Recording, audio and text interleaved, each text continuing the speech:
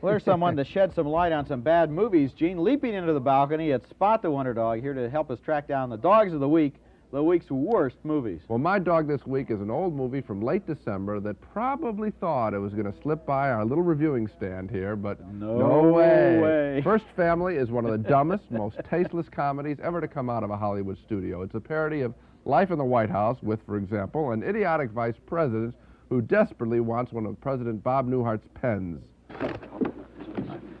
I never get a pen. Just hold it, please. Look, this one is just like it. Take it. This is the last one. Who's left? That's not funny, and neither is the scene where Gilda Radner, playing the first daughter, makes love to an African fertility god. You know, given the characters that have been performing in the White House for the last couple of decades, you'd think it would be very easy to make a comedy about presidential life and politics, but First Family couldn't even do that, a dismal film. I agree, it was just awful. And my dog this week is another one of those outdoor adventure movies where rugged families bravely go to live in the savage wilderness, only they eat off of picnic tables. This movie is called The Mountain Family Robinson, and the family Robinson lives in the woods. They're attacked by bears, they're swept away on the rapids, and then this little boy gets lost in the woods and falls off a mountain while chasing an eagle's nest.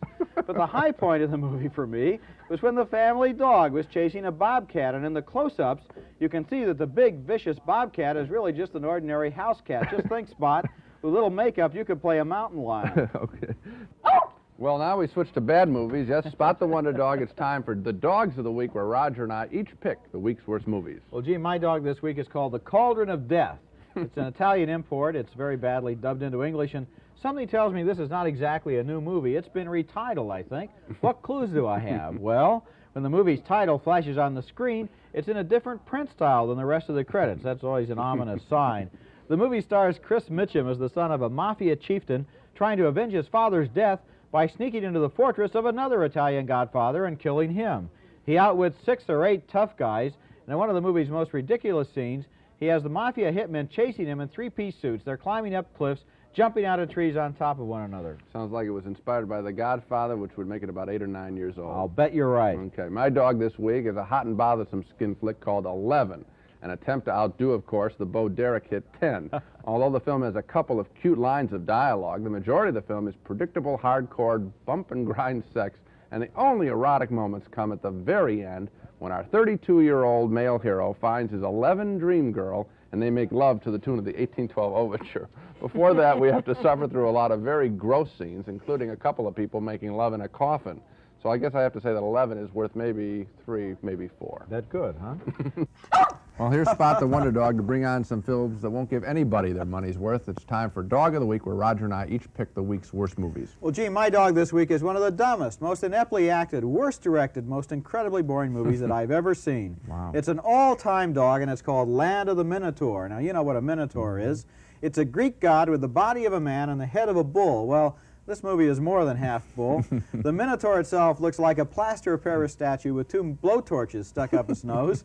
Peter Cushing stars as a baron who makes human sacrifices to the Minotaur. Donald Pleasance plays a priest who organizes resistance to the pagans, and meanwhile, lots of girls run around screaming while they're chased by Minotaur worshippers with hoods on their heads.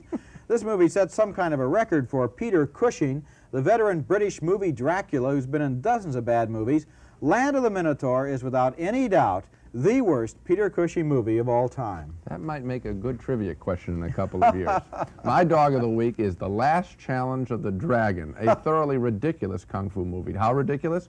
Well, how about a scene where the father of a crazy mixed-up family tells his 25-year-old daughter, why don't you just act like a girl and then maybe someone will marry you?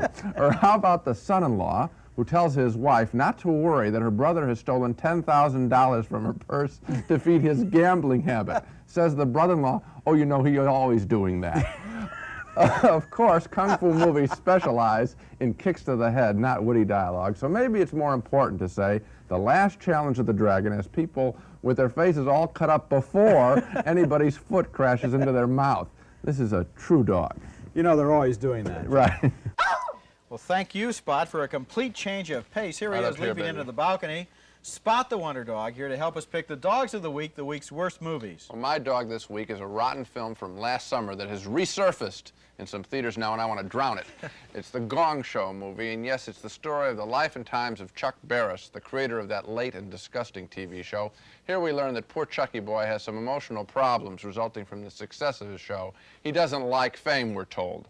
Sure he doesn't. That's why he named his company Chuck Barris Productions. But his story is just a cover for the centerpiece of the movie, which is a series of outtakes from some of the most offensive acts that have appeared on the Gong Show, acts featuring vulgar toilet and sexual humor. This should be a dog-gonged movie, I think. Ouch, what a pun. Gene, I gotta admit, though, I'm completely baffled about my dog this week. It's a kung fu movie named Dragon on Fire, and it's so completely surrealistic. It has no plot. Characters wander in and out of the movie with no relationship to one another. It's totally confusing. Kung fu masters throw each other around, then a couple of cigar-smoking Americans appear, say they want to buy some antiques cheap, and then a warlord turns up in a wheelchair. Then he develops the illusion that he's a dog, and he leaps out of his wheelchair, starts barking at everybody, and bites people. Then he hides a message in the old bamboo tree, and that causes a big sword fight. Then the movie's over. The guys with the cigars never do come back to get their antiques. I've had that kind of experience where you wonder if anyone sitting around you has actually seen what they've been up on the Say, screen. folks, does this make any sense to you? Right.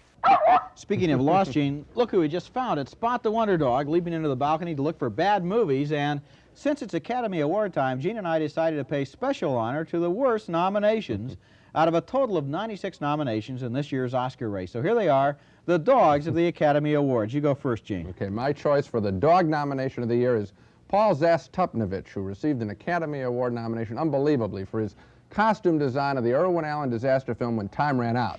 This nomination makes a travesty of the whole Oscar nominating game. As far as I'm concerned, the costumes in this film might as well have come off the rack in a 30-minute shopping spree by Zastupnovich at J.C. Penney's. Just take a look. There's William Holden in a white suit and a pale yellow shirt. And there's James Franciscus. For him, Zastupnovich selected a yellow ultra-suede jacket and a brown shirt. Well, at least he picked solid colors. And Jacqueline Bisset, he gave her a goofball cowboy hat and, what do you know, a low-cut blouse. How clever. And there's Paul Newman in the most absurd urban cowboy outfit I've ever seen. I think we all could have picked better costumes, but somehow Zastupnovich got an Academy Award nomination, and this isn't the first time for this guy. He was also nominated for his similarly pedestrian costumes in another Irwin Allen disaster film, The Swarm, a couple years back. Remember, he had beekeepers' outfits. Very clever for a film about bees. I suspect some hanky-panky or favoritism in his nominations. They just don't make any artistic sense. Well, my selection for the least deserved Academy Award nomination will go to James Crabb, nominated for Best Cinematography for his work in The Formula. He and director John Avildsen probably used a Steadicam, a gyroscopic device that keeps a handheld camera from bouncing up and down. But so what? Just because the Steadicam exists, does the film have to show off by using it?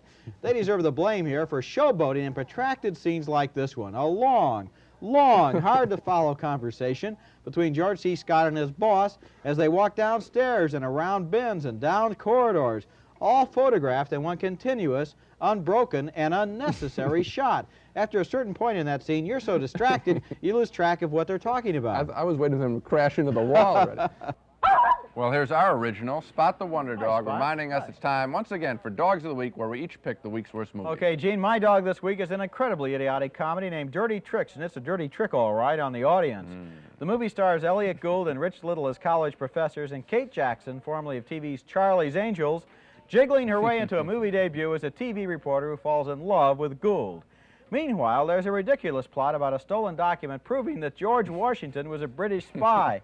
Gould is chased by mysterious men in a telephone truck, by mysterious men in a black limousine, and by a pair of mysterious twins who are kung fu masters.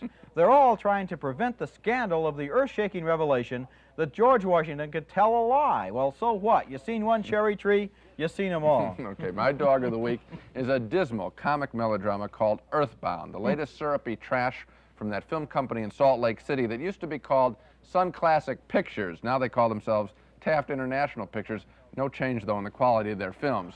Earthbound tells the story of visitors from another planet who crash land in California, where they are sheltered by kindly Burl Ives and his sweet little grandson. And then they're pursued by a crackpot team of law enforcement creeps. There isn't a natural moment in this movie. It's all so mechanical. Shots of kindly grandpa, comedy bits, heartfelt confessions, more grandpa, more comedy bits, more confessions.